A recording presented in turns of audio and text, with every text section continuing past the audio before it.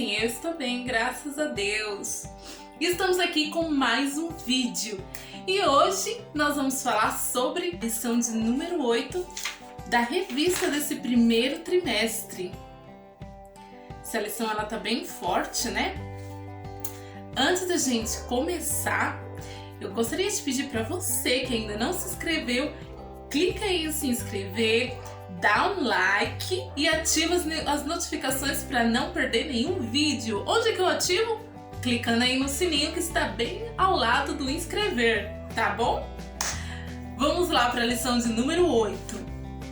E como eu sempre digo, não esqueça de uma caneta, não esqueça da sua Bíblia e de um caderno. E vamos estudar. A lição de número 8, ela tem como título A Lei e os Evangelhos Revelam Jesus. O textuário dessa revista, ela diz: Ouve Israel, o Senhor nosso Deus é o único Senhor, em Deuteronômio capítulo 6, versículo 4. Vamos fazer o seguinte, vamos para a leitura bíblica em classe? A leitura bíblica em classe, ela vai se encontrar em Deuteronômio, capítulo 6, do versículo 4 ao versículo 9, e Lucas, do capítulo 1, do versículo 1 ao versículo 4. Deuteronômio 6, ele nos diz assim: Ouve Israel, o Senhor nosso Deus é o único Senhor. Amará, pois, ao Senhor teu Deus de todo o teu coração, de toda a tua alma e de todas as tuas forças. E estas palavras que hoje te ordeno estarão no teu coração, e as intimarás a teus filhos, e delas falarás assentado em tua casa, e andando pelo caminho, e deitando-te e levantando-te, também as atarás por sinal na tua mão. E te serão por frontais entre os teus olhos, e as escreverás nos umbrais de tua casa e nas tuas portas.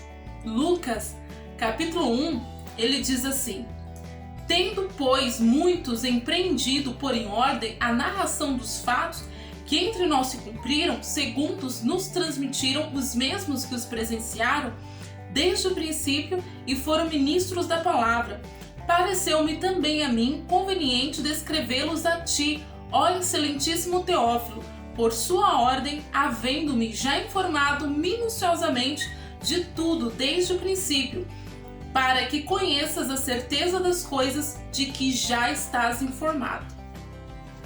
Então, qual a primeira coisa que nós temos que fazer aqui? Analisar os textos que foram escolhidos. O pronome ele vem nos falar acerca dos mandamentos, ou seja, esse contexto de Deuteronômio ele se refere aos mandamentos que Deus ele passou a Moisés para que Moisés pudesse passar ao povo.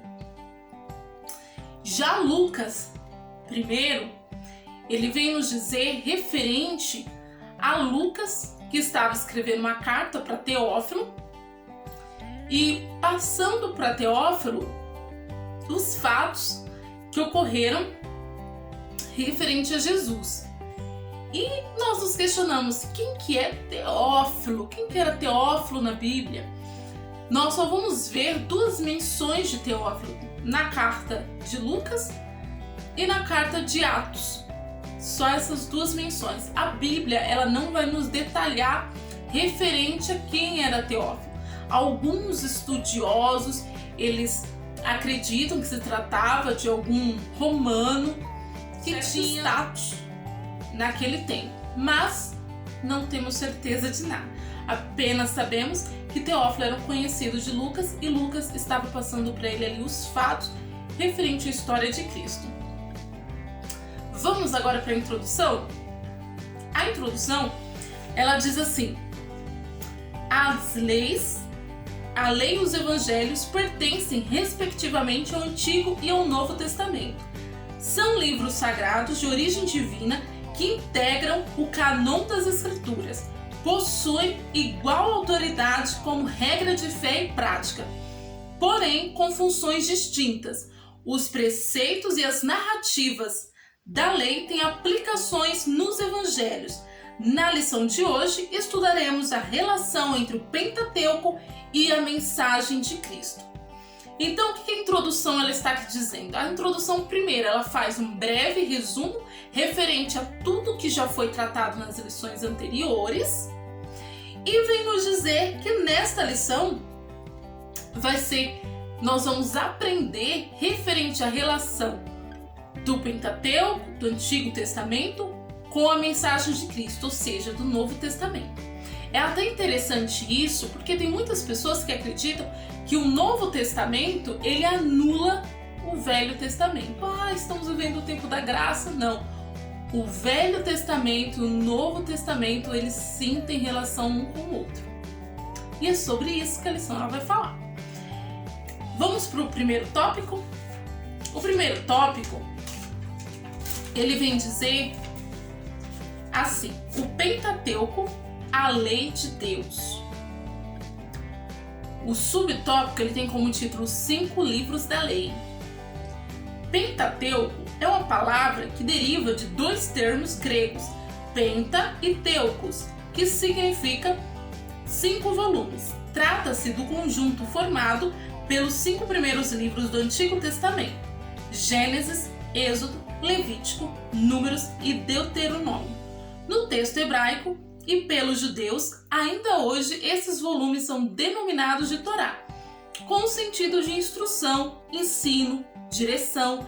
A totalidade do Pentateuco é identificada nas páginas da Bíblia Sagrada como a lei de Moisés, lei de Deus e a lei do Senhor. Então, o que esse primeiro tópico ele vem dizer aqui pra gente nesse subtópico 1, né? O que é Pentateuco? Pentateuco são os 5 primeiros livros da Bíblia, né? Que foram os 5 primeiros livros escritos por Moisés: Gênesis, Êxodo, Levítico, Números e Deuteronômio, tá bom? E além disso, nós conhecemos como Pentateuco, mas os judeus chamam de Torá. Então, nós conhecemos como Pentateuco e os judeus denominam esses 5 primeiros livros de Torá. Nós também vamos ver que aqui vem nos falar, né, que ele também é conhecido como a lei de Moisés, a lei de Deus e a lei do Senhor. Agora nós vamos para o segundo subtópico. O segundo subtópico ele diz assim: a grandeza da lei. Estuda-se a lei sobre 3 aspectos: morais, que é aqueles que possuem validade permanente para todos os povos; cerimoniais, que tratam da liturgia religiosa dos judeus; civis, que dizem respeito à responsabilidade do israelita como cidadão. Então, quando nós formos olhar para as leis, estudar as leis, nós temos que estudar sobre esses 3 aspectos, que é moral, cerimonial e civil, tá bom? A nossa declaração de fé ensina que a lei de Moisés é o mais importante código de leis da antiguidade por sua santidade, por seu caráter espiritual e por sua autoridade divina. A lei é santa e o mandamento santo, justo e bom. A lei é espiritual, Romanos 7, 12 e 14.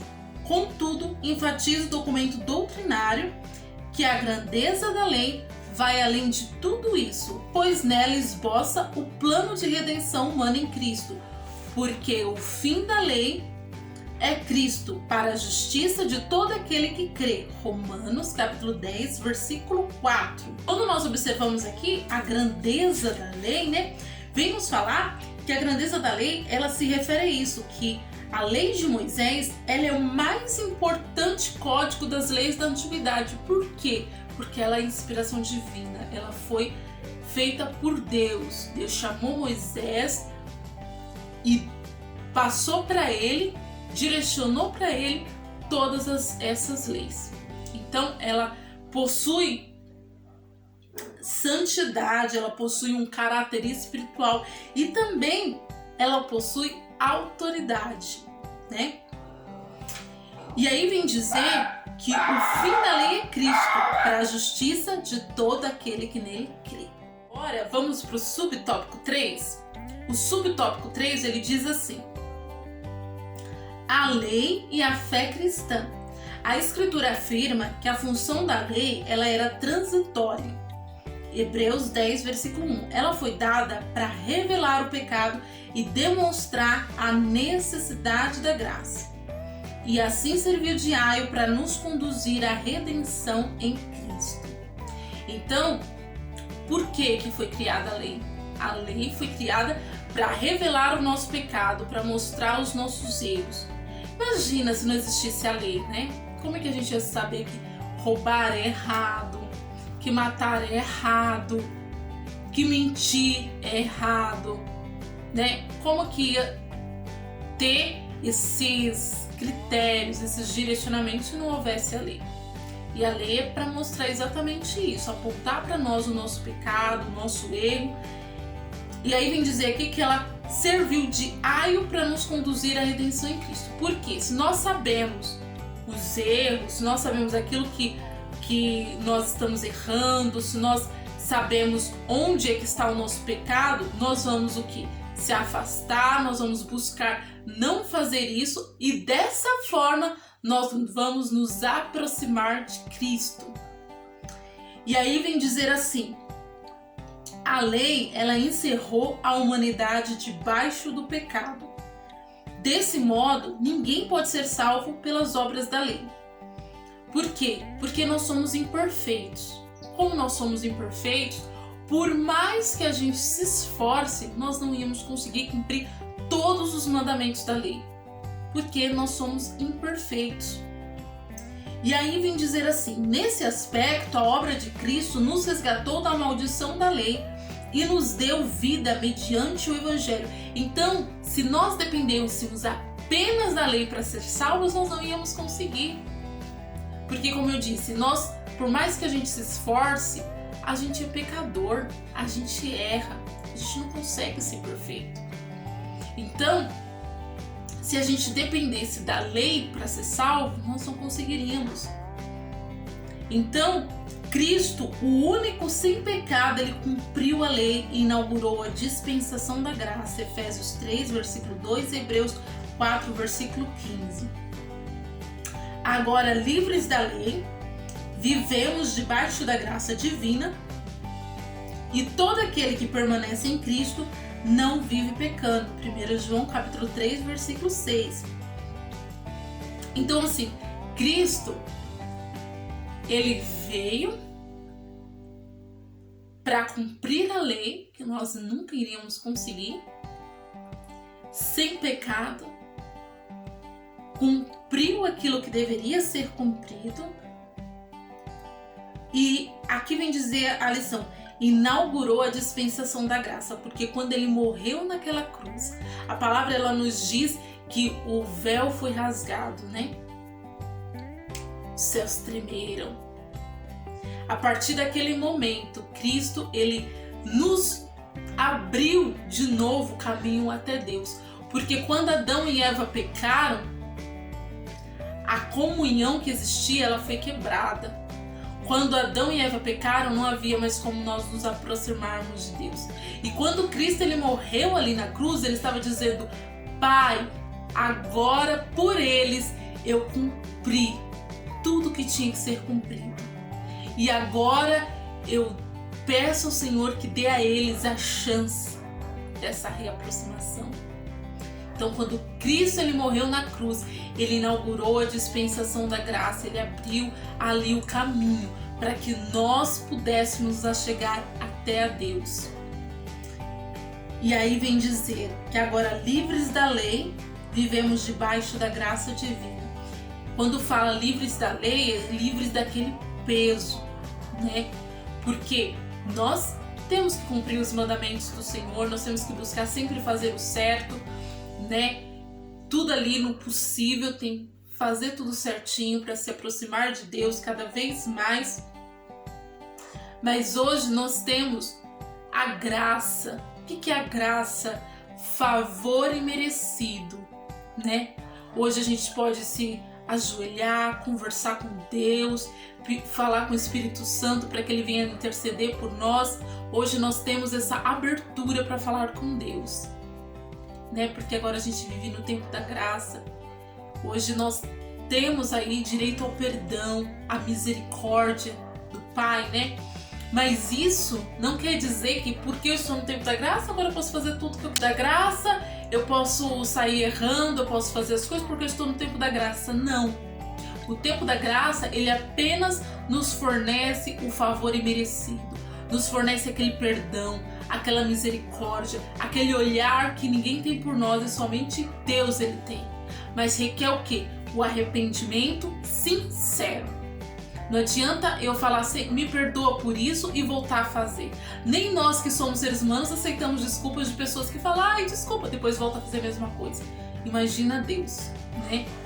Então o tempo da graça, ele nos dá o favor imerecido, a misericórdia, o perdão. Mas nós ainda temos que ter moral, que ter caráter, que viver na obediência.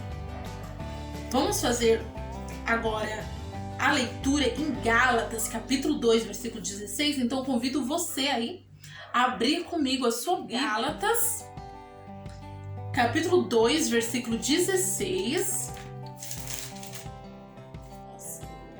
Sabendo, contudo, que o homem não é justificado por obras da lei, e sim mediante a fé em Cristo Jesus, também temos crido em Cristo Jesus para que fôssemos justificados pela fé em Cristo e não por obras da lei, pois por obras da lei ninguém será justificado.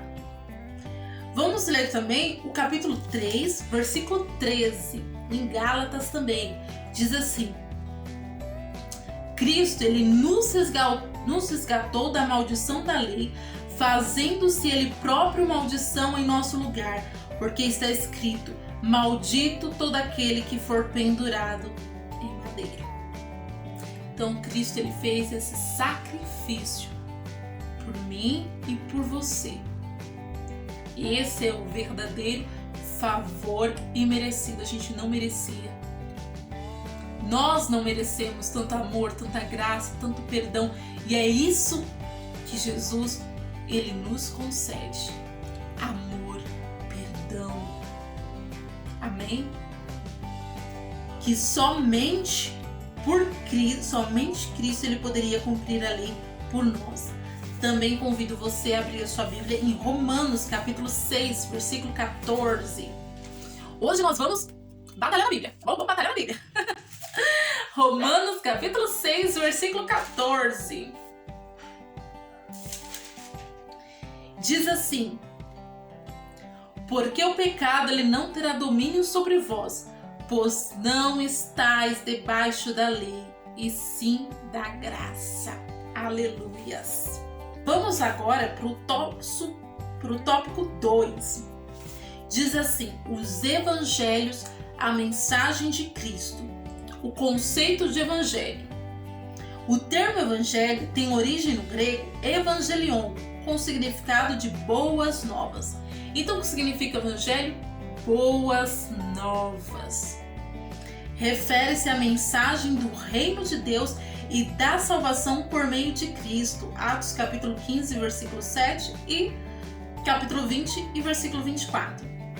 Seus autores são chamados evangelistas, que significa portadores de boas novas.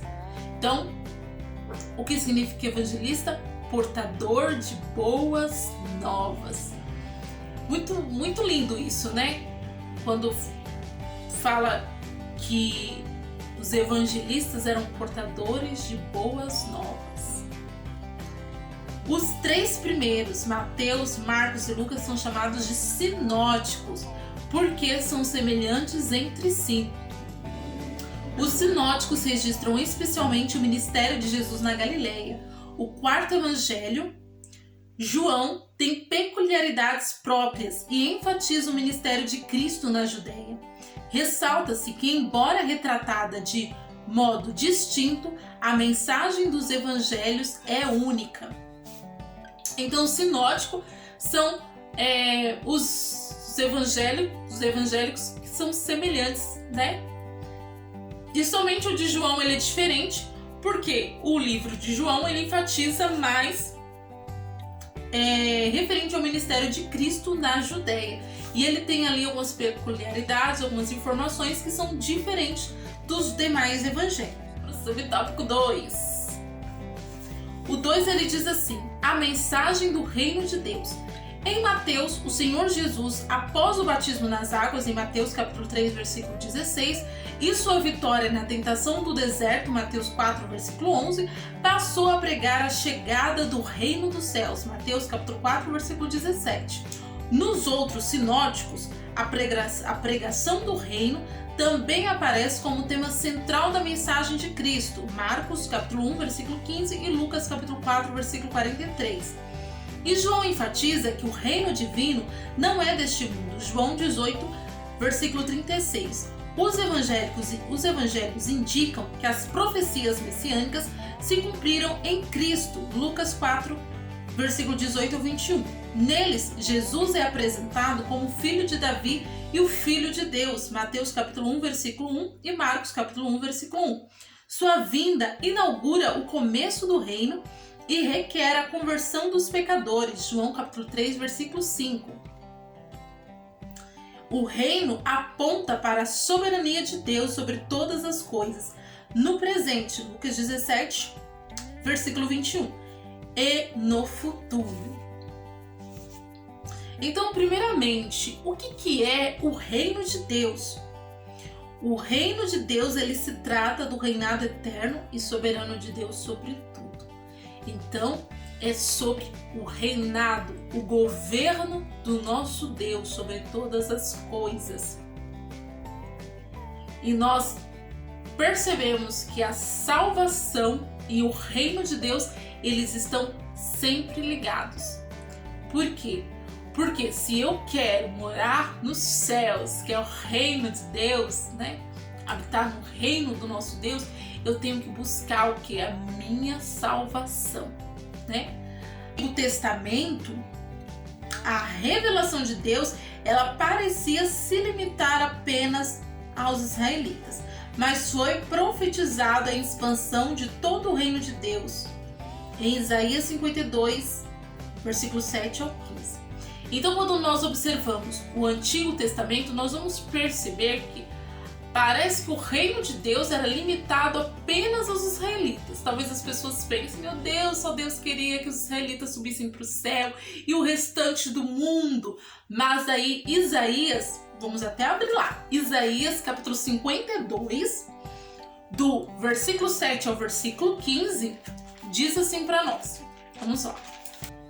Que formosos são sobre os montes os pés do que anuncia as boas novas, que faz ouvir a paz, que anuncia coisas boas, que faz ouvir a salvação, que diz a Sião, o teu Deus reina.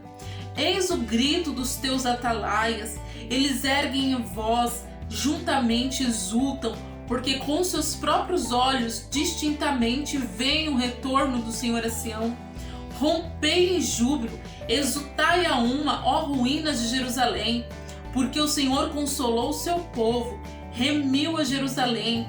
O Senhor desnudou o seu santo braço à vista de todas as nações, e todos os confins da terra verão a salvação do nosso Deus. Olha só, olha só.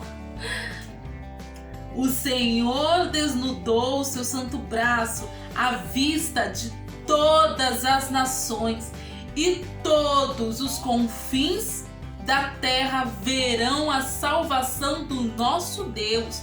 Retirai-vos, retirai-vos, sai de lá, não toqueis coisa imunda, sai do meio dela, purificai-vos, vós que levais os utensílios do Senhor, porquanto não saireis apressadamente, nem vos ireis fugido. Porque o Senhor irá adiante de vós, e o Deus de Israel será a vossa retaguarda. eis que o meu servo procederá com prudência, será exaltado, elevado e será muito sublime.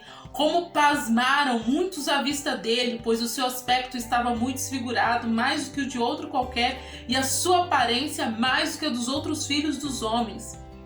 Assim causará admiração às nações, e os reis fecharão a sua boca por causa dele, porque aquilo que não lhes foi anunciado verão, e aquilo que não ouviram entenderão.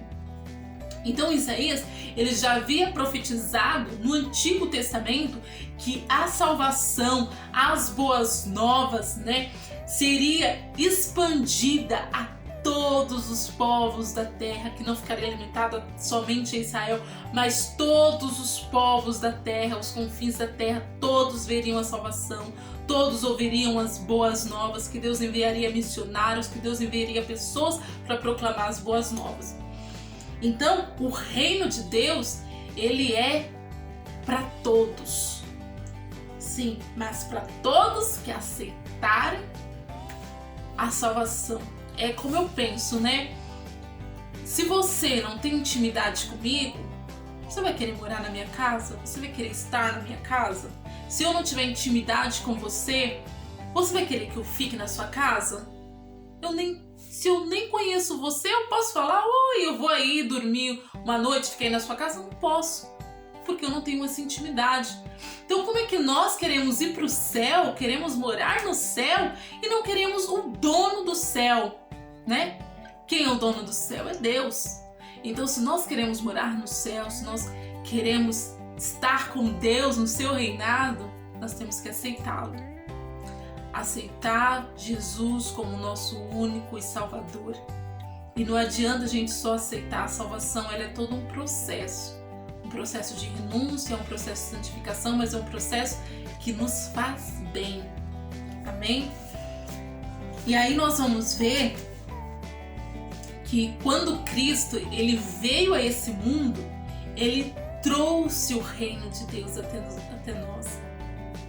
Quando a gente observa, quando nós observamos o Novo Testamento, Cristo ele fala muito do reino dos céus. As parábolas dele são todas baseadas no reino dos céus, porque Cristo ele trouxe para nós o reino de Deus. E aí quando nós observamos, estudamos a Bíblia, ela vem nos apresentar o reino dos céus de duas formas: presente e futuro. Como assim presente? O domínio do Senhor, ele é reconhecido no coração e ativo na vida do seu povo. Então, o reino presente é aquele reino que começa onde? Dentro de nós, É aquele reino que começa dentro de nós. Quando nós aceitamos Deus como governador na nossa vida, o reino dele já começa aí. Esse é o reino presente. Convido você para abrir a sua Bíblia em Colossenses, capítulo 1, versículo 13. Colossenses, capítulo 1, versículo 13. Diz assim: Ele nos libertou do império das trevas e nos transportou para o reino do Filho do seu amor. Então, antes nós vivíamos em tempos de trevas, vivíamos no reino da escuridão, e o Senhor ele nos transportou, ele nos resgatou desse reino de escuridão e nos trouxe para o seu reino de luz. Então, quando você aceita Deus como governador na sua vida, como governador na sua casa, como governador em todas as áreas da sua vida, você está trazendo o reino dos céus para você. Você está deixando Deus agir, Deus dominar sobre a sua vida. E aí ele te resgata desse mundo de escuridão, desse mundo de trevas, para o mundo de luz, para o reino de luz. Amém? E aí vem dizer assim, o futuro. Qual que é o reino futuro? O reino de Deus, em breve ele vai ser consumado. É quando Cristo virá em glória. Então, o reino presente é aquele que nós constituímos aqui na terra, junto com os nossos irmãos na igreja. é quando você coloca Deus como soberano sobre a sua vida. E o reino futuro é aquele que a Bíblia vem nos dizer sobre a glória de Cristo, quando ele vai voltar para buscar o seu povo, levar-nos para morar no céu, que é o seu reino que fica nos céus. Esse é o reino futuro, né? Gente, eu vou tentar parar de falar né. Eu falo muito né, misericórdia. O subtópico 3, ele diz assim: a mensagem da salvação. Nos evangelhos, Jesus é identificado por 3 títulos principais: Salvador, Cristo e Senhor. Mateus registra que ele veio para salvar o povo dos pecados. Marcos afirma que é preciso crer em Cristo para ser salvo. Lucas assevera que ele veio salvar o que estava perdido. E João esclarece que ele é o Senhor do mundo. Por isso, a mensagem da salvação é um ato de amor e da graça divina pelos méritos de Cristo. Os elementos dessa salvação incluem fé no sacrifício de Cristo, arrependimento de pecados e novo nascimento. João capítulo 3, do versículo 3 ao 15. Nesse sentido, Cristo declarou: aquele que crê em mim tem a vida eterna. João capítulo 6, versículo 47. Então, qual que é a mensagem da salvação? O subtópico 3, ele vem dizer que Jesus é identificado por 3 títulos: Salvador, Cristo e Senhor. E a mensagem de salvação é um ato de amor, vem dizer aqui a lição, que é um ato de amor e da graça divina. Essa é a mensagem da salvação. O que nós precisamos para ser salvo? Nós precisamos crer no sacrifício de Cristo, nos arrepender dos nossos pecados e ter um novo nascimento. Vamos ler lá em João capítulo 6, versículo 47.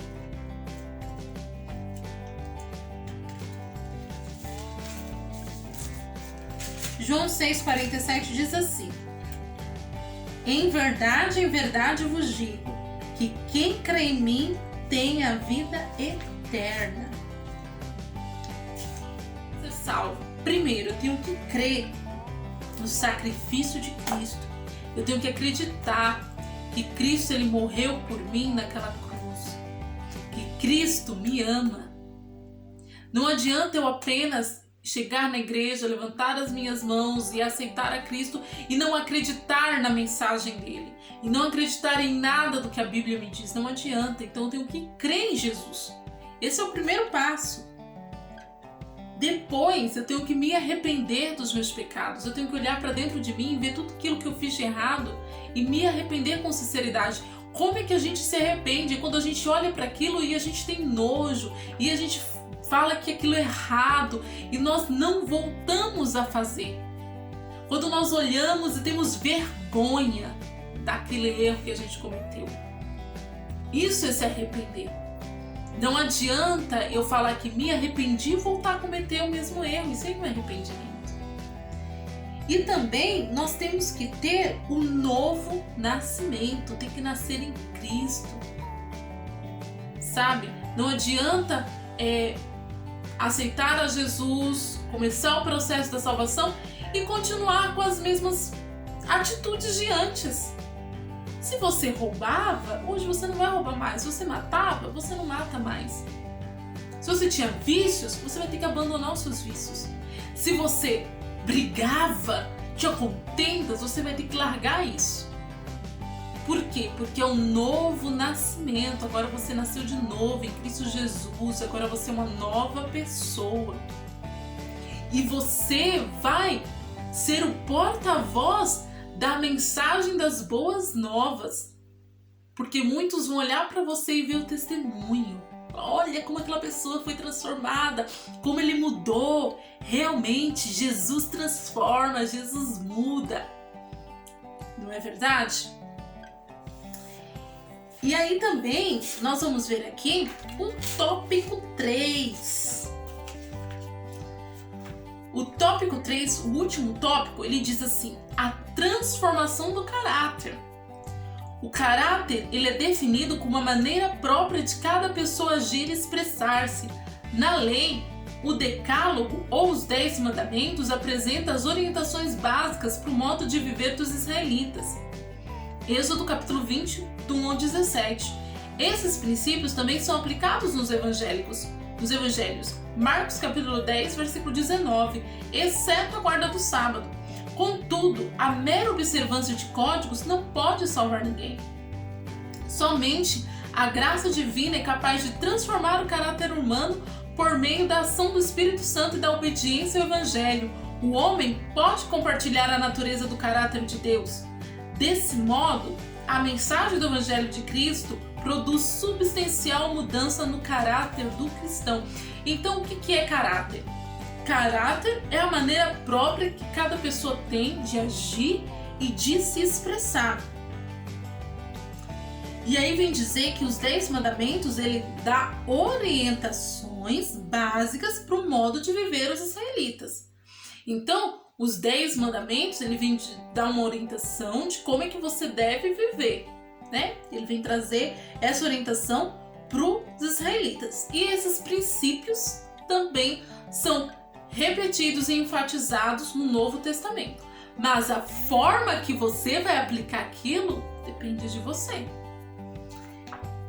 Vem dizer assim, no subtópico 3, somente observar as leis e os códigos, os mandamentos não salva. Então não adianta eu saber as leis, eu conhecer a palavra, saber o que é errado, saber o que é certo e achar que só por eu saber isso já me salva.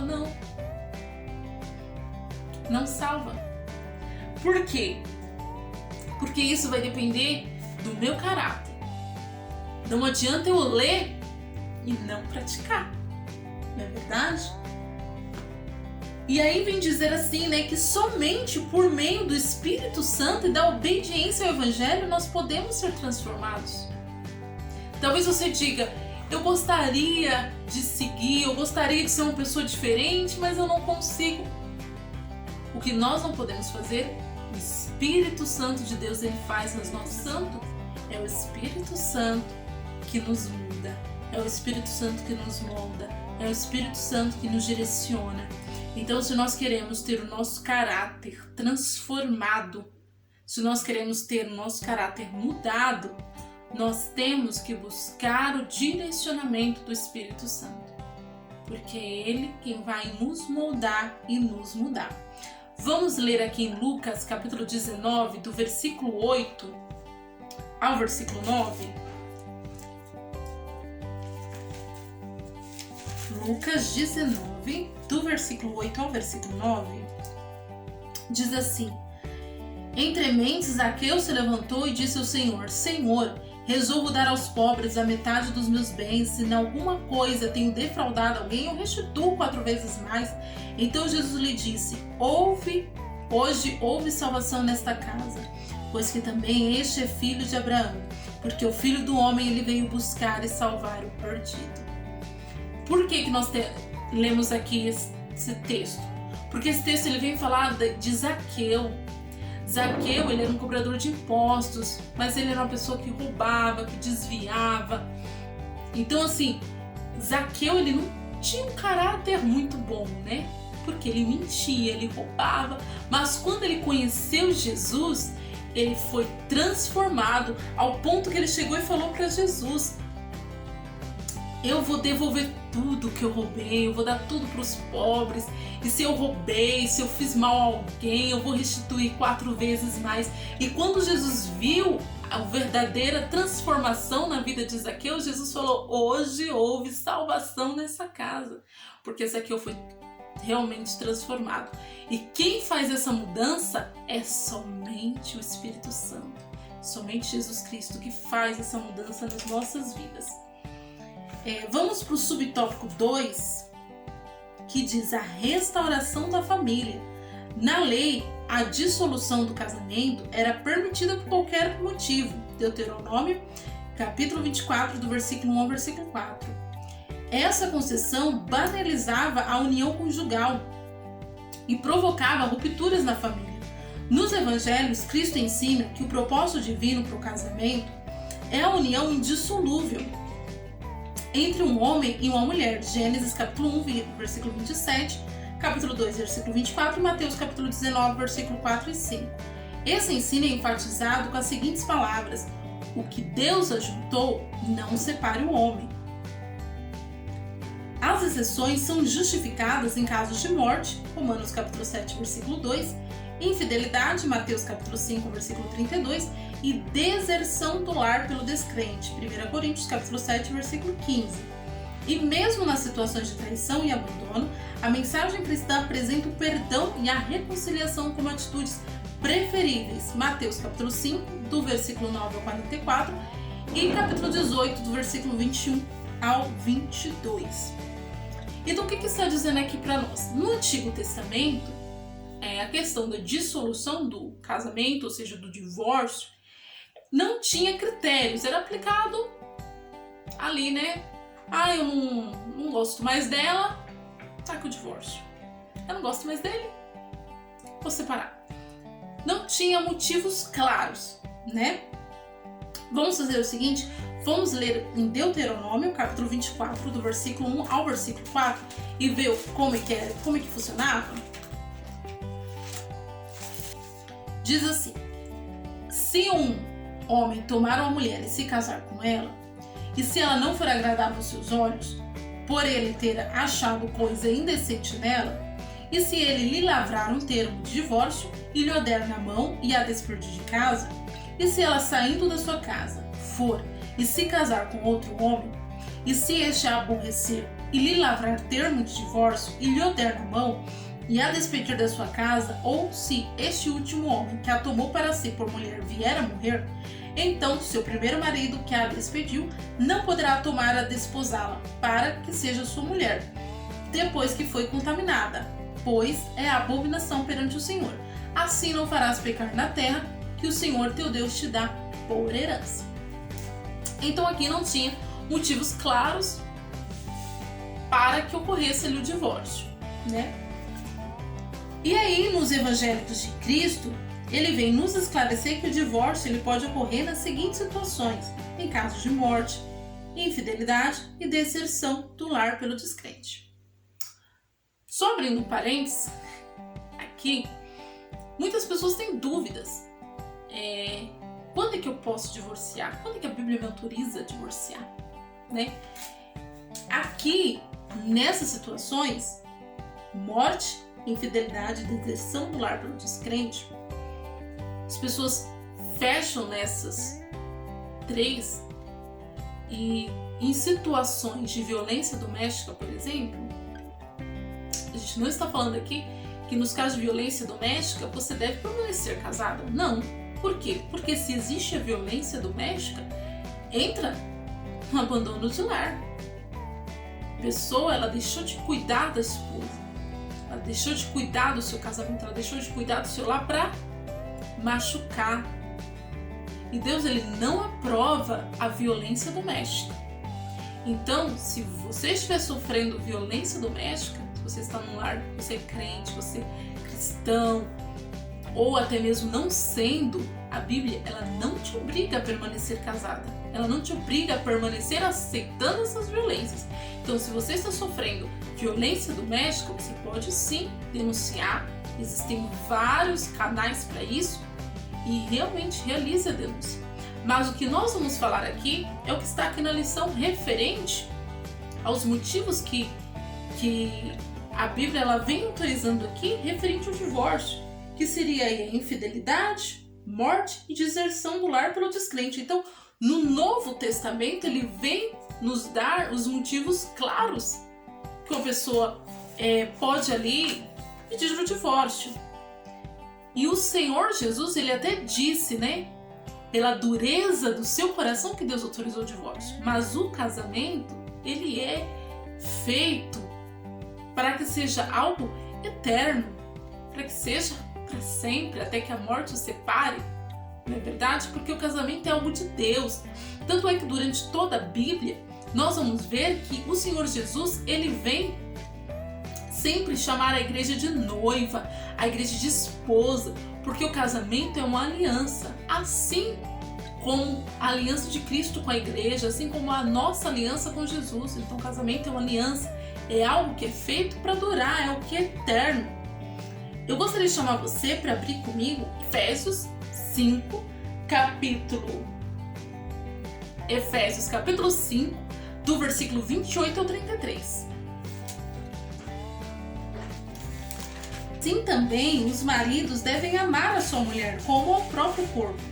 Quem ama a esposa, a si mesmo se ama, porque ninguém jamais odiou a própria carne, antes a alimenta e dela cuida, como também Cristo faz com a igreja, porque somos membros do seu corpo. Então, aqui Efésios ele vem dar essa orientação de que o esposo deve cuidar da esposa. E se você for ler aqui todo o capítulo, também vem dizer que a esposa deve cuidar do seu esposo. Então é um cuidando do outro. E aí a revista, ela vem nos dizer aqui, referente à restauração da família, né? Hoje tem sido muito comum muitos casamentos acabarem, né? Muitos casamentos dissolverem. A pessoa casa hoje, amanhã separa. Mas Deus, ele é a favor do casamento.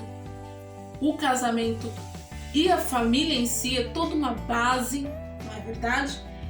E para que isso não ocorra, abandono de lar, casamentos destruídos, lares destruídos, é necessário que nós tenhamos a direção do Espírito Santo, que nós tenhamos Deus na nossa vida, que é como nós tínhamos falado antes, chamar o Senhor Deus para governar, para ser rei na nossa casa, rei na nossa vida, rei no nosso casamento, porque quando Deus ele é sobre todas as coisas, quando a gente põe ele sobre tudo, tudo anda conforme a vontade do Senhor. E aí, vamos para o subtópico 3, a regeneração da sociedade. Nossa declaração de fé afirma que a estrutura dos 10 mandamentos que fazem parte da lei diz respeito a Deus e à sociedade e envolve pensamento, palavras e obras. O Senhor Jesus ensinou que todo o sistema mosaico, a lei e os profetas, está resumido em duas ações: amar o Senhor e amar o próximo. Mateus capítulo 22, do versículo 37 ao 40. Os evangelhos asseguram que o amor de Deus para a comunidade é a base da salvação. João capítulo 3, versículo 16, 15 e 13. Em vista disso, os cristãos receberam a missão de proclamar essa mensagem às nações. Assim sendo, a igreja fiel e guiada pelo Espírito a pregar e viver o evangelho torna-se sal da terra e luz do mundo. Mateus capítulo 5, do versículo 13 ao 14. Então, como é que acontece a regeneração da sociedade? A regeneração da sociedade acontece através disso, da pregação do evangelho, da pregação do amor de Cristo. A sociedade ela acaba denegrindo, a sociedade ela acaba se perdendo, e o que vem trazer essa regeneração é a pregação do evangelho, a pregação das boas novas. Por mais que muitos estejam pregando o errado, fazendo o errado, nós temos a missão de levar o certo, nós temos a missão de pregar o amor de Deus. Se tem muitos pregando ódio, nós vamos pregar o amor de Deus. Se tem muitos pregando brigas, nós vamos pregar a paz de Deus. É essa as nossas vidas. E agora, para finalizar, nós vamos para a conclusão. A conclusão ela diz assim: a função da lei era transitória. Ela revela o pecado, mas também aponta o plano da salvação em Cristo. O Senhor Jesus ele nos libertou da condenação da lei. Nos evangelhos, as boas novas dessa salvação estão reveladas. Em suma, as obras da lei não justificam, mas pela graça somos salvos por meio do arrependimento e da fé em Jesus Cristo. Então, o que nós aprendemos com essa lição? Primeiro, não adianta ficar apegado às leis, não adianta você ficar Não adianta você ficar apegado às leis, eu vou fazer isso, eu vou fazer aquilo, e também não praticar. Não adianta eu ficar apegado à palavra de Deus, ler, conhecer, mas não pôr em prática. Porque a salvação, ela vai vir através do arrependimento. Ela vem, como diz aqui, né? O Senhor Jesus nos libertou da condenação das leis. Então, a salvação, ela vem através do seu arrependimento sincero, ela vem através da sua obediência. É assim que a salvação vem, através de você crer no sacrifício de Jesus. Então, vamos sim fazer o certo, seguir os mandamentos do Senhor, mas vamos nos lembrar de praticar, vamos nos lembrar de buscar cada vez mais a nossa salvação, porque a salvação é um processo de santificação, um processo de renúncia, todos os dias, renunciando a nós mesmos, renunciando a nossa carne e levando o Evangelho, levando as boas novas. Como é que você pode levar o Evangelho, as boas novas? Principalmente através do seu testemunho. Então, se você for um exemplo de transformação, se você for um exemplo do milagre de Deus na sua vida, se você for esse exemplo, você pode também trazer muitas vidas para o Senhor. O Senhor Jesus, ele tem o poder de mudar o seu caráter. O Senhor Jesus, ele tem esse poder de nos transformar. Basta nós crermos, basta nós buscarmos. Amém? Espero que você tenha gostado dessa lição, desse estudo que a gente fez aqui. Se você quer fazer algum comentário, se você quer compartilhar alguma visão diferente que você teve aqui na lição, alguma coisa que você achou muito interessante, você quer compartilhar, pode deixar aí nos comentários, tá bom? Não se esquece de se inscrever, ativa o sininho para não perder nenhum vídeo, tá bom? E compartilha com as pessoas aí da sua igreja, compartilha referente a essa lição que está muito abençoada. E até o próximo vídeo. Muito obrigada por você ter ficado comigo até o final do vídeo, tá bom? Até a próxima!